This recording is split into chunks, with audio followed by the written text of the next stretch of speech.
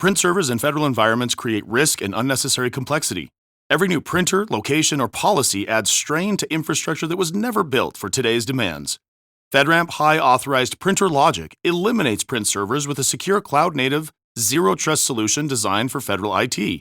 With advanced security, centralized control, and simplified management, agencies can modernize print without added burden. See what secure serverless printing looks like.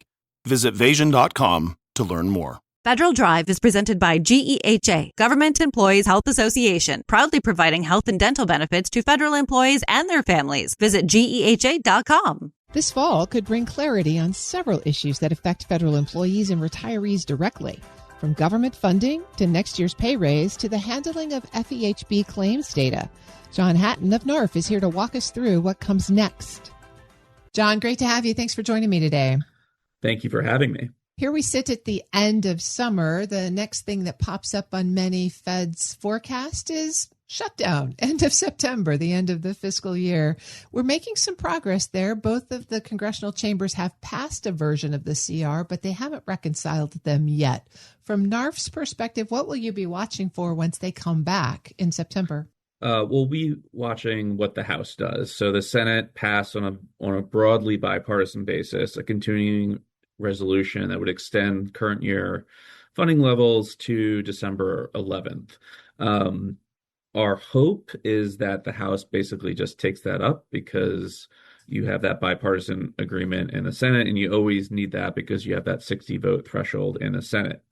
Whether there will be controversy within the House, particularly either among House Republicans to put that on the floor, or unwillingness of House Democrats to then negotiate, like to come together and provide votes for it if the Republicans aren't there, it creates a little bit of uncertainty of whether that CR is going to be passed in September and through December.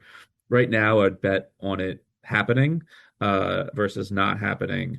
I don't think a lot of people want to shut down heading into an election, but it's been a rather chaotic environment in Congress, and certainly partisan, and so you never really know, and there's a lot of different factions, so remains to be seen what the plan will be in September. Are there particular differences between the two versions of the CR that you would be concerned about? No, I mean, there's the underlying basic extension of funds. There's anomalies that were not negotiated on a bipartisan basis in the House.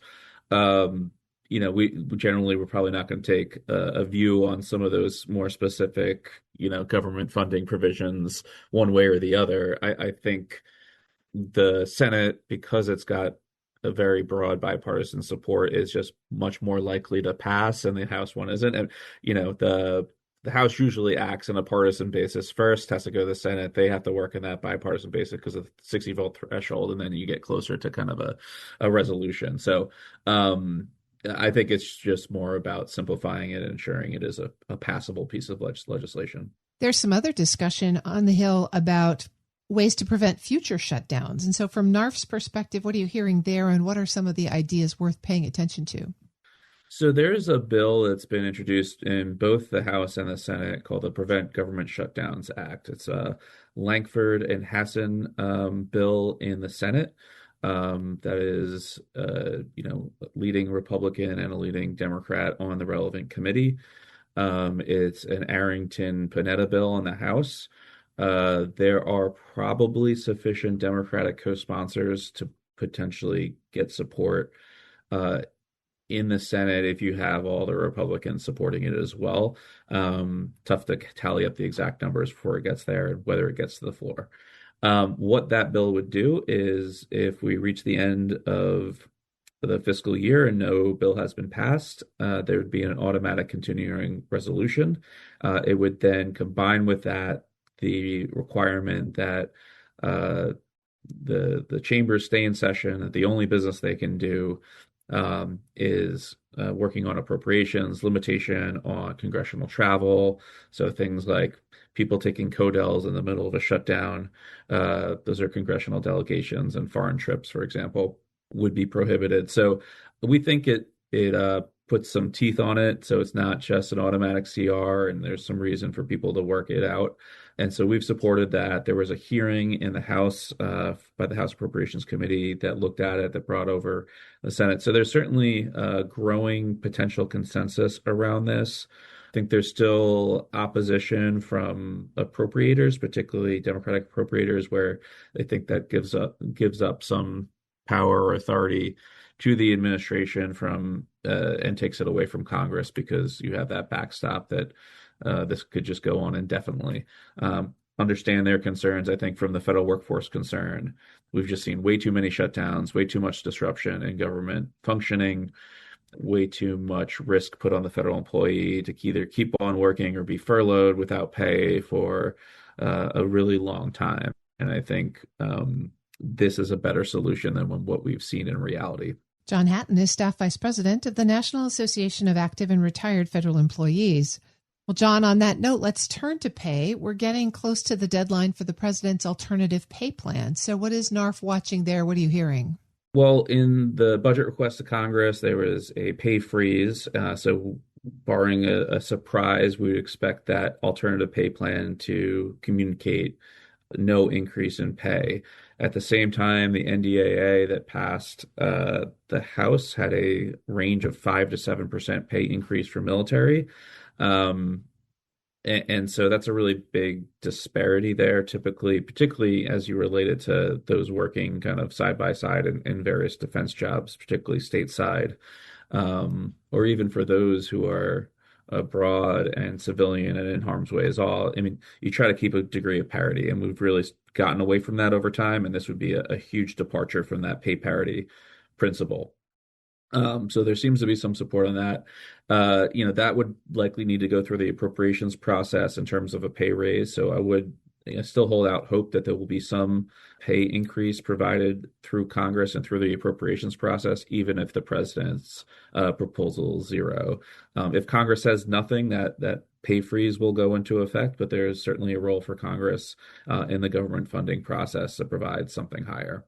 We'll have to certainly watch how that plays out. And one more topic. You and I have talked in the past about OPM's plan to collect federal employee health benefits and PSHB claims data.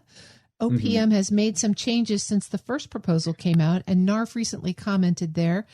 Did they address any of your concerns? What's still on the table?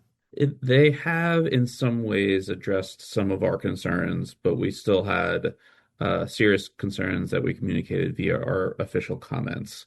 And so they explained a lot more why they wanted the data, but some of those explanations came in a blog post from the OPM director and not all in the official documents. So we had some concerns there. It's to take that data in OPM's roles of an oversight agency, mainly to root out potential cases of fraud, to analyze data to help drive improve policy decisions and improve health outcomes and reduce costs. So that all makes sense as an idea of what they want to do. But there's reasons that generally employers don't have access to medical claims data of their employees, and we remain particularly concerned about that. And there's not, in our view, enough limitations on their ability to protect that data from being switched from de-identified, from what they're proposing is pseudonymized data. So you take OPM would not have an ID that would track to a person, but it could be tracked later through a re-identification process. So there's not enough limits on that re-identification process. There's too many exceptions on their ability to get access to who people are, and then it's within OPM's own control to make those decisions. And the concern is that HIPAA provides specific reasons to protect employees from their employer having access to their health data so they will not be retaliated against. It could be because certain people have higher healthcare costs and you want to reduce costs for the government. We don't want employers in the private sector or employers in the public sector to have that type of data. Particularly when you talk about politics, there's the concern that you could take personal health decisions and use as a repercussion against individuals. And they don't say explicitly that they're not going to use it for those purposes. So we would like to see them clean it up in a lot of different ways to protect individuals' privacy, to protect their data from security, from retaliation, and go from there. John Hatton is Staff Vice President at the National Association of Active and Retired Federal Employees. John, always appreciate your headlining the issues for us. Thanks so much. Thank you for having me. We'll post this interview at federalnewsnetwork.com/Federal Drive. Hear the Federal Drive on demand. Subscribe wherever you get your podcasts.